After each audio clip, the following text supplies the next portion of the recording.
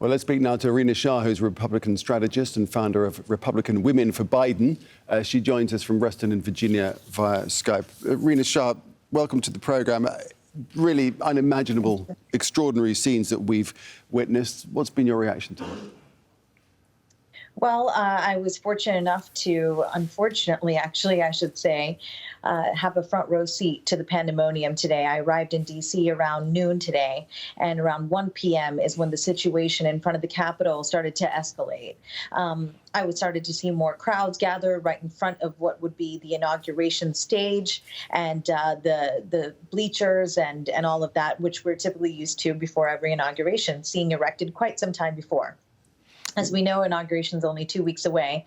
I was there at a building just adjacent to the Capitol grounds on the west side, which is where the crowd first started gathering. And I'm a former Hill staffer. Actually, it was 10 years ago this week that I packed up my desk there on Capitol Hill and left the life of a senior Hill staffer to go be a political operative.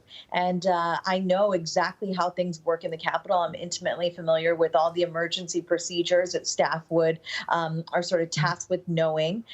This front row seat I had today was through the Al Jazeera Arabic network, through the Arabic side, I should say. Mm-hmm. And with this network, I was able to see over the course of 4.5 to 5 hours just how everything unfolded. And it was truly astonishing. Like I said, given my background, when I saw them breach the perimeter, I felt that something had gone terribly wrong. And then we saw the images from the east side. And that absolutely was when my heart just sank and I began to have goosebumps, because I was truly worried that the Capitol Police could not contain them and the National Guard had not yet been deployed.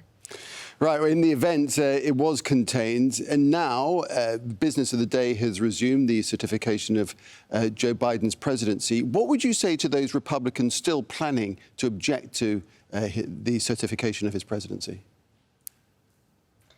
I would ask them to sit down and have a reality check and think of how they want to be remembered by the history books. Obviously, there are some now that have changed their minds and have decided not to object. One of those is former Senator, now Kelly Loeffler. She's there in the Senate chamber tonight. She was a specially appointed senator from Georgia who just lost her seat last night. I must say the fact that these crowds, that these Stop the Steal protesters were able to breach the perimeter, were able to make their way inside the chamber of the U.S. Senate just mere hours ago, certainly gives me pause about how this body should have moved forward. It's no doubt a show of strength for them to reconvene there again. But a part of me is wondering, I must admit, was this a dry run by some of President Trump's supporters, only for other ones to come and do this again? To what degree do you think these are a vocal, violent minority? What will the majority of Trump's base make of events today? Now, see, I think that's where we all ought to be very careful with what we see and what we know. What I know is that this is not what Trump's base is made of. This is a minority. I do think it's very important to note that it is a minority. This is a very slim slice of the American demographic. And this is a slim slice of the Trump base as well. There were a few thousand people there today, maybe. I mean, it started to look like hundreds, but as I drove through the streets of D.C. Earlier today, prior to noon, I started to note that there were a few thousand.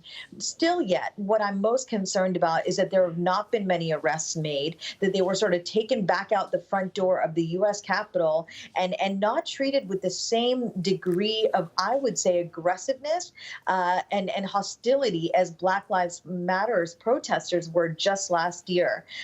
Obviously, tear gas was deployed. Law enforcement tried to defuse the situation.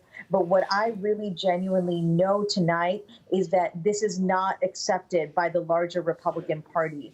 Moreover, I would say I have personal friends who remain in Republican politics. I myself remain very connected to the Republican Party, though I was not a supporter of this president. And I will say that I have heard loud denunciation and repudiation of these activities today. People are upset and they hope that this does not color the future of the Republican Party. I personally think it does.